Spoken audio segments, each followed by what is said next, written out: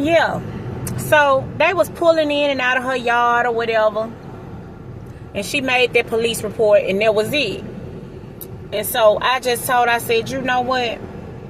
I don't even remember if that was, I'm trying to see, either this happened before or after. But I'm going to tell you what happened. I forgot it was either before or after. Anyway, so I came up there and I went to the shelter. This was after, I think. I went to the shelter up there. And, you know, I was up there one good night. Now, this how he tracking me now. So, the lady at the shelter, a little old lady at the desk, right? She go home. And I didn't see her the next day. So, she go home. And she come back.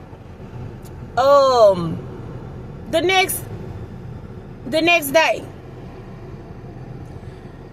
I think we were there 2 days, and then she go home one night. She come back the next day, and she distraught, you know.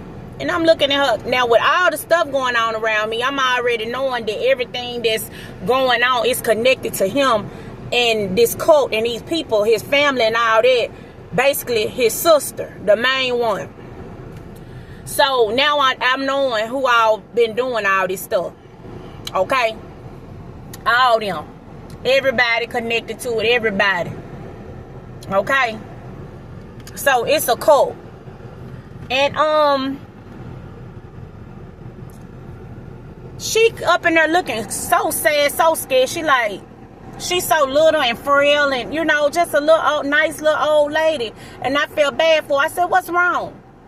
She said, somebody robbed me last night at gunpoint and asked me for my keys. Now, if somebody robbed a white van, pulled in her yard and robbed her at gunpoint and asked her for her keys. Now, you tell me this. If somebody pulls in your yard and come and rob you and ask you for your keys, do that make any sense? If I come rob you, I want that money. If I get them keys, I'm going to take that car. I'm going to run up in your house. I'm going to take some. I'm not finna just ask you for no keys. So when she told me that scared me, I went in panic mode. So I called the mental hospital. You know what I'm saying? I called them because I was scared. I'm like, shit, I need to go hide. That's why I called them. I didn't call them because I felt like I was going crazy. I called them because I felt like they was going to run up in there and do something to me. And so I went, and my kids went with the person that was helping me at the time. And so when I was up in there, I mean, I don't know who these people is, but they sending people everywhere. When I was up in there, it was a man that they sent in there the next day of me being there. And we all doing these little group activities. But guess what? The mental hospital I go to, why did they direct me over there where he was living at? Why did they direct me to where he was living at? So they've been getting on phones. Whoever these folks are, they must have some kind of pool. They've been making all type of calls, trying to set things up in my life, make it go like this, make it go like that, you know. So we over there. I'm up in there, and it's a man. He up in there, and I'm outside. And he come out there, and he like, he said, hey, no, so I'm talking to him. And I'm just venting, because I ain't gonna lie, I'm scared. So he was like, you ain't got nothing to be scared of, and all this, and you know, it's not funny. He was like, you ain't got to be scared, you ain't got to be scared. Hold on, my daughter, huh? What's that? Mm-mm. Okay, I'll be back. I'll be in. Huh? I'll be in there in a second. So, yeah. So, he like, you ain't got nothing to worry about. And I'm just looking at him because I know he, you know, he on some other stuff. He from Memphis. These folks from Memphis. He was from Memphis. So, I'm like, oh, okay. So, he told me his little story about how somebody was looking for him, and because he was robbing or something. And what he did was they had a gun on him and he was rolling back and forth. So they couldn't shoot him. And that's how he got out. Said he got shot in the arm or something. But he was rolling on the ground so they couldn't shoot him. But anyway, I was like, yeah, that sounds like a good idea if you in a situation like that. You know what I'm saying? But that ain't got nothing to do with anything. So I told him, you know, I'm just talking to him. And then the next day, he's standing behind me. I ain't thinking of nothing. I'm already knowing that he was sent in there. And he started talking about dismembering people and all type of stuff. So that just really sent anxiety through me. I was like, Lord have mercy. So I just started praying and I started getting away from him. You know what I'm saying? So he was just, you know, so I just stayed away from him and all of that, because he had started asking me a lot of damn questions. And I'm like, why he want to know that? So that was suspicious, like why he was asking me all these questions. But I really wasn't even talking about the situation like that. You know, I was just trying, at the time, I was just trying to get away from, you know, the dude I was with. I thought that's what I was trying to get away from. But little did I know, I'm trying to get away from a whole damn group of people.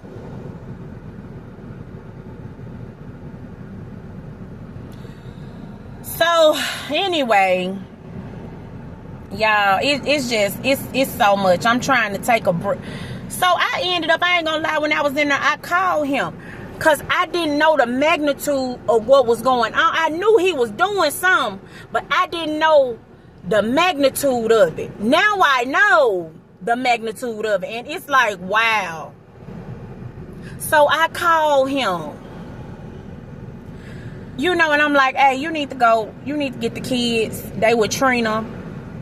I said her name. But anyway, y'all can go ask her anyway, because, you know, if you come to me, I'm going to tell you to go to her, because she going to tell you the truth. Because the way they did her, she was ready. She was ready. So I'm going to have to get her anyway. The way they did her, I don't like how they did her. I don't like how they did her. But anyway, so, yeah. He was like, he said, hey. I said, okay, so he was like, now call my mama. I'm like, what the fuck? I'm like, why am I calling your mama? What am I calling your mama about this for? About you going to get the kids? You understand what I'm saying? So it's like, we didn't have no grown folks relationship. I couldn't communicate with him. Like, it just, I don't know. I'm not like that. I have my own mind, and when I deal with people, I deal with them on my own accord. I make my own judgment about them. I don't listen to what nobody else got to say about them, because just because that person treats you like that don't mean that the bond that we got, we gonna treat each other like that. That's how, because ain't no telling how they feel about you or what they done did to you. You see what I'm saying? So you can't just look at nobody and be like, oh, I don't like them, unless they did something to you. You know what I'm saying? But some people do that. They look at you and I don't like that person. You understand what I'm talking about? But that's, so with him, you know, so that was weird, you know. But I think I did it. And then when I got out, I left. I told my the person that was helping me to come and get me. And we had went and got me a truck. You feel me? Got a new truck. And I switched vehicles. And and so she had gave me like $800. And I told her, I said, look, because she had been going through some things with them too. So she started crying. And I looked at her. And I said, please. I said, don't cry. She said, I don't know how to help you.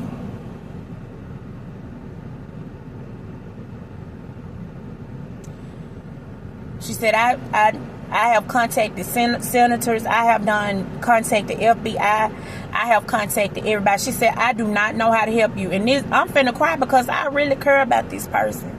She was like a mother to me. You know, and for them to get in between that and think that I would ever be cool with them, they got another thing coming. They gonna have to see me again. They gonna have to see me again. And I pray to God that whatever officer is on here that I get connected to, that you put the hammer on their ass. Because I'm not the first person they done like this. And it's some murders that y'all need to look into as well.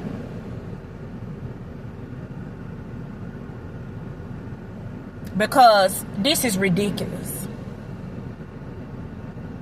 A few people around me died and he wasn't nowhere near. Then he came back. Because we don't have a lot of deaths. He wasn't nowhere near. But looking back on it now, a lot of them people that died didn't have too many people that cared about them. And that's what they tried to make happen with me.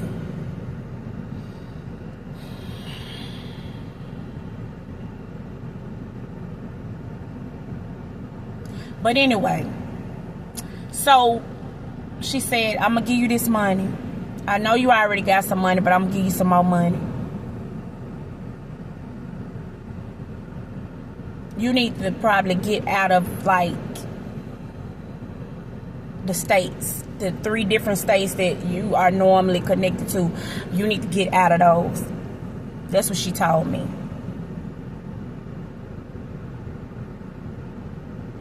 And I just looked at her. I packed my kids up. And I just left.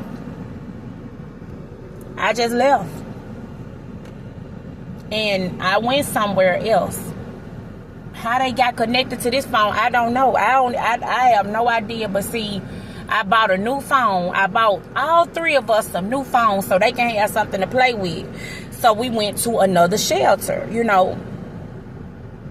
And at this shelter, they sent somebody in, and the dude came up in there, and he had this tattoo of a king crown on him.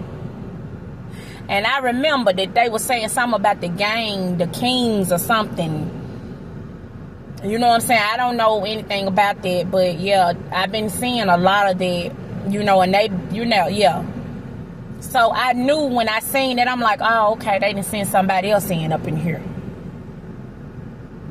So I had already put my kids in the school over in this area and everything. And I remember I told y'all I purchased that gun. I had the gun under my seat. So when the dude came in there, I got scared. And I went to the school to check them out. And I said, forget it. I'm finna get out of town. I'm finna go. I ain't even finna be in now one of these towns no more. I'm finna go. I'm going somewhere else, and I'm going to start new in another city, state that ain't never heard of me. You heard me? So when I go to the school to check them out, they done called into the school and said that I had a pistol on me. As if I had the gun out. Hey, everybody, put your hands up.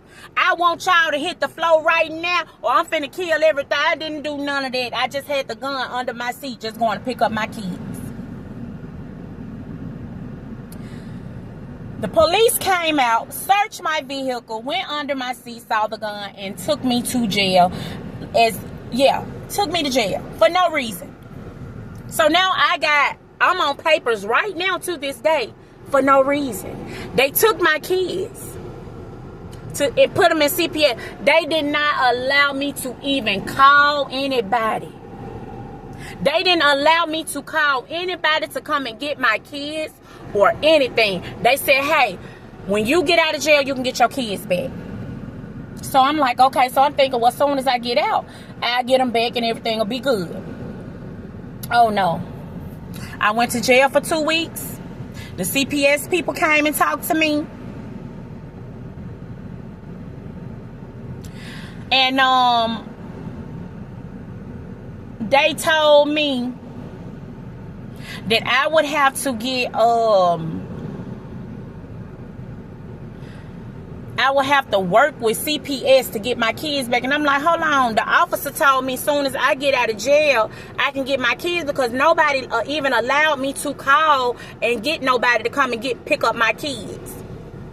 So I was in jail and I had to wait 2 weeks to get out. Somebody came and bailed me out. But in jail, I'm still not knowing the magnitude, so I didn't call these folks again. You know, I bet I won't call them no more. I called them again. The father side of the family. And I told them what happened. Now, when I got out of jail, I didn't get my kids back, right? I had to work for 6 months to get them back. But in that time, guess who hit the baby daddy mama then came down from Africa. I'ma just say from Africa, because she came from far away, like Shrek, baby. Far away. Okay. She done came from far away to get my kids. And I had the other person that was helping me working to get them. You know, but we sitting there talking, we like, something ain't right about this. Something ain't right. Something ain't right about, you know, what's going on here. Okay.